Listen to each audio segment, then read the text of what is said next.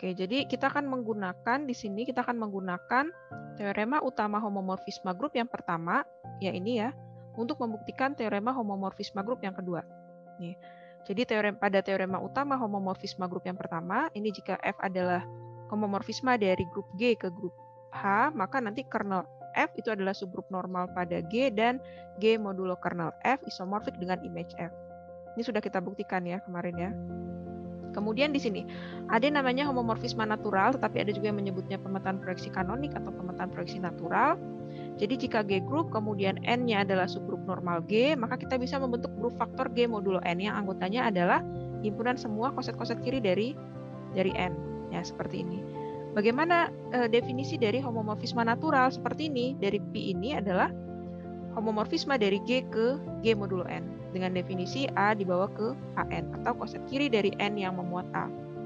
Tadi sudah kita lihat bahwa ini adalah bersifat surjektif ya. Jadi setiap anggota dari G modulo N ini punya prapeta di G, sehingga hasil petanya adalah di G modulo N tadi. Sehingga dia merupakan homomorfisme yang subjektif atau epimorfisme.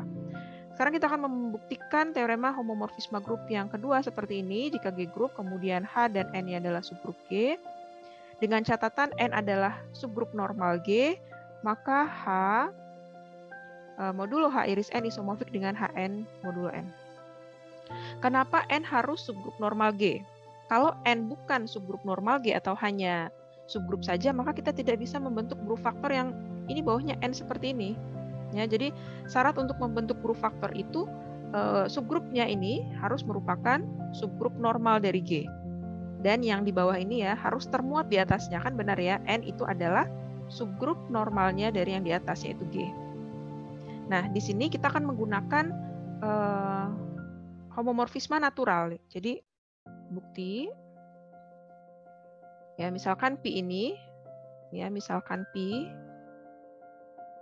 ini adalah homomorfisme natural dari G ke G modulo N. Oke, sama seperti tadi ini ya. Jadi A ini dibawa kemana? Dibawa kemana ini? AN. Ya, jadi AN untuk setiap A elemen G. Nih, untuk setiap A elemen G. Pokoknya kalau misalnya homomorfisme natural itu kalau misalnya G dibawa ke P dari G ke G modulo K, nanti A dibawa ke AK dan seterusnya ya. Jadi di sini A dibawa ke koset kiri dari N yang memuat A. Jadi seperti itu.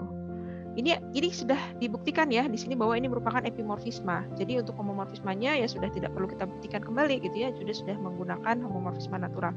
Misalkan P ini adalah homomorfisme natural ya tadi ya. Merupakan homomorfisme natural. Artinya setiap elemen dari G dibawa ke koset kiri dari N yang memuat A.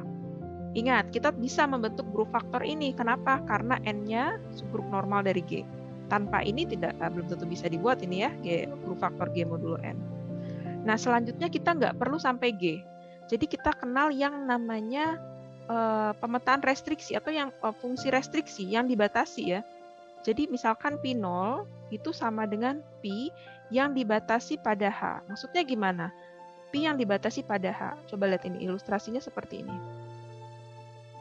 Misalkan kita punya ini ya, tadi ya, P tadi kan dari G ke G modulo N. Seperti ini kan.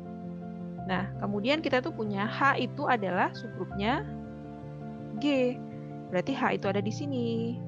Nah, di sini pun ada subgrupnya. Nanti yang menjadi hasil petanya ya, hasil peta dari P0. Sekarang kita lihat. Ini tadi adalah G, kemudian yang ini adalah G modulo N. P0 itu apa? P0 itu sama sebetulnya. Pemetaannya sama dengan P ya, tetapi dibatasi domainnya. Domainnya dibatasi. Nah, ini. Jadi, P0 itu hanya memetakan anggota-anggota dari H. Kenapa kok perlu dibatasi? Karena kita untuk menggunakan teorema homomorfisme yang pertama ini, kita butuhnya H di sini. Lihat ya, kita butuhnya H di sini. Kemudian nanti kernelnya adalah yang di bawahnya, H iris N, yang di sini adalah image-nya. Sehingga ini kita perlu batasi homomorfisme natural ini. Nggak perlu semua G ini, semua anggota G yang kita petakan, tetapi cukup hanya H saja di sini ya. Jadi H ini definisinya bagaimana? Kalau misalnya A di sini ya, ini adalah A. Ini dibawa kemana nih? Oleh P0 ya. A dibawa kemana? Sama seperti ini. Dibawa kemana? AN. Sama saja. Dibawa ke AN. Nanti kalau B dibawa kemana? BN. Jadi aturannya sama. Ya, jadi aturannya sama dengan Pi. Dia merupakan homomorfisme natural. Memetakan setiap elemen dari G ke koset kiri dari N yang memuat si A tadi. Tapi bedanya, apa bedanya Pi dengan P0? Kalau Pi kita memetakan semua anggota G, ya. Kalau P0 kita hanya memetakan anggota H saja. Ya. Jadi kita itu hanya memetakan yang anggota H saja. Ini saya coba garis. Jadi hanya anggota H saja yang dipetakan. Gitu. Jadi kita mempersempit domainnya. Maksudnya restriksi itu adalah kita membatasi domainnya. Gitu ya. Jadi hanya ke sini saja. Bisa dipahami? Bu. Ya. Yang dibatasi itu apakah domainnya saja atau berlaku juga untuk kodomainnya, Bu? Yang dibatasi pada awalnya adalah domainnya saja, tetapi berpengaruh terhadap image-nya nanti. Kalau dari G, itu nanti image-nya menghasilkan G modulo N, semua ya. Tetapi nanti apabila dibatasi P0, ternyata image-nya pun akan terbatas. Pada apa? Image-nya nanti, image-nya itu akan terbatas pada tentu saja belak bawahnya ini N ya. Seperti ini ya, bawahnya N. Tetapi atasnya tidak G lagi. Tapi siapa? Adalah subgrup yang memuat H sekaligus memuat N, yaitu HN modulo N. Ya, pertanyaan bagus ya. Jadi apakah dengan membatasi domain, kodomainnya juga akan terrestriksi gitu ya? Sebetulnya awalnya kita tuh hanya membatasi domain saja. Jadi fungsi restriksi itu adalah fungsi yang dibatasi domainnya. Tetapi untuk fungsi yang ini berpengaruh terhadap kodomainnya. Jadi image-nya, kodomain tetap ya image-nya maksud saya. Jadi kalau tadi, kalau ini kan image-nya adalah ini ya. Kalau di sini, ini image-nya P siapa? G modulo N kan? Ya enggak? Semuanya kan ada ya, semuanya kan ada ya. G modulo N seperti tadi yang tadi Z modulo 3Z kan hasil petanya semuanya kan? Semua dari anggota Z modulo 3Z, semuanya ada prapetannya kan dia ini subjektif epimorfisme. Sementara ini karena hanya kita memetakan anggota H saja, otomatis image-nya akan berubah menjadi lebih sempit dibandingkan G modulo N. Kita cukup yang N tetap ya, bawahnya N ya, tetap grup faktor N, tetapi yang atasnya apa? Yang atasnya ini adalah subgrup yang memuat H sekaligus memuat N. Oke, kenapa kok nggak H gabung N? Kan gitu pertanyaan selanjutnya. Kenapa kok nggak subgrup dari G yang memuat H dan memuat N? Kenapa kok nggak H gabung N saja? Ingat, H gabung N itu walaupun H dengan N-nya adalah subgrup, tetapi H gabung N itu belum tentu subgrup dari G. Subgrup terkecil yang memuat H gabung N itu adalah HN. Ya, jadi pertanyaan bagus tadi ya. Jadi seperti ini. Oke. Nah, jadi tadi P0 itu tadi adalah homomorfisme natural yang dibatasi pada H. Jadi P0 tadi itu kita restrict ya. Domainnya menjadi H, kemudian ininya menjadi HN modulo N. Gitu ya. Kemudian ini sama, A itu dibawa ke AN. Jadi definisinya, aturan pengaitannya sama dengan aturan pengaitannya Pi yang tadi, homomorfisme natural. Ya, jadi Pi-nya tadi itu adalah homomorfisme natural. Sehingga cara pemetakannya pun sama. Jadi A dibawa ke AN, tetapi di sini yang kita petakan hanya untuk setiap A anggota H. Dan ini ya, ini juga merupakan homomorfisme group. Nah, selanjutnya apa? Untuk menggunakan teorema utama homomorfisme yang pertama, kita tuh perlu tahu kernelnya. Ya, jadi nanti H modulo kernel P0 ya. Jadi kalau kita kaitkan kan nanti H modulo kernel P0 isomorfik dengan image-nya P0, gitu kan? Nah, sekarang kita mau tahu kernelnya apa dan image-nya itu siapa, gitu kan? Nah, sekarang kita akan menentukan kernel dari P0. Kernel dari P0, kita ini harus mengetahui kalau grup faktor HN modulo N itu elemen identitasnya itu siapa? Elemen identitas dari grup faktor ini apa? Apa ini? Elemen identitasnya adalah apa nih? EN ya. EN ya. EN ya. Atau N saja gitu, boleh saja ya. EN atau N sama ya. Ya, jadi ini. Jadi kalau misalnya seperti kalau di Z modulo 3Z, itu elemen identitasnya mana?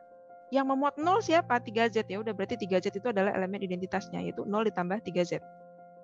Kalau misalnya di Z modulo 5Z, ya berarti elemen identitasnya itu adalah koset kiri dari 5Z yang memuat elemen identitasnya. Elemen identitasnya siapa? 0. Berarti 0 ditambah 5Z itu adalah elemen identitas di Z modulo 5Z. Jadi seperti itu. Untuk apa kita tahu elemen identitasnya? Karena kernel itu adalah himpunan semua anggota domain yang dipetakan ke elemen identitas yang di sini. Ya, jadi ini adalah berarti kan A anggota H ya, atau H anggota H gitu, H ya, H anggota H. Seperti itu. Kemudian sebentar ya.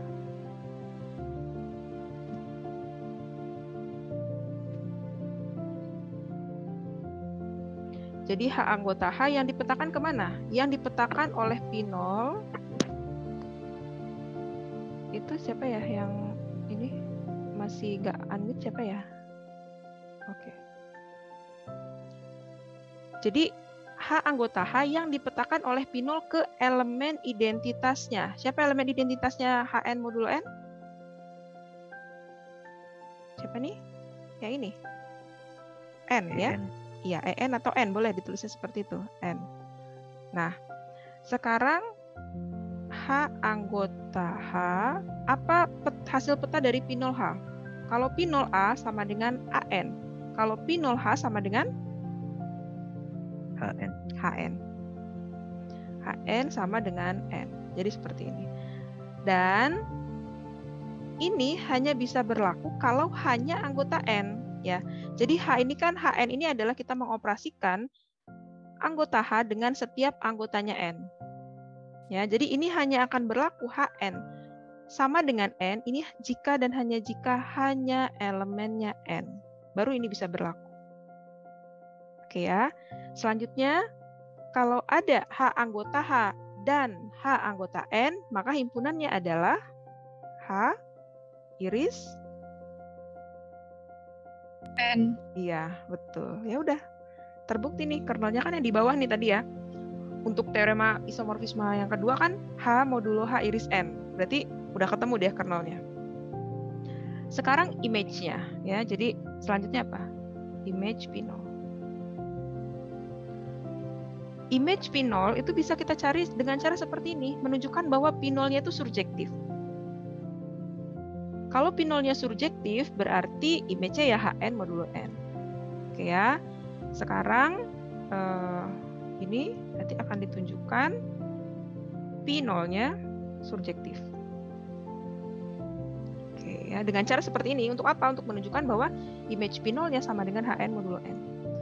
Kalau menunjukkan surjektif, ini kan berarti diberikan sebarang, ya misalnya AN gitu ya. AN anggota dari HN modulo N. Oke. Kira-kira siapa ini prapetannya ya? Terdapat siapa ini ya?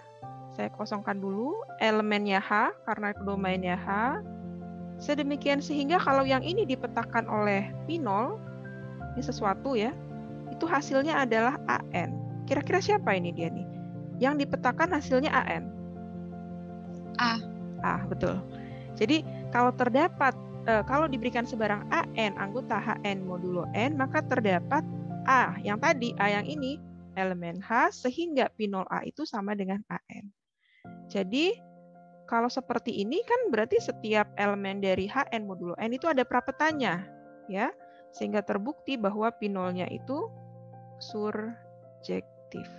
Apa akibatnya kalau P0-nya surjektif? Akibatnya image dari P0 siapa? Yang ini. Siapa? HN modulo N. HN modulo N, betul ya. Oke, udah selesai. Jadi, berdasarkan teorema utama homomorfisme grup yang pertama, gitu ya, langsung ya. Jadi domainnya ini si H.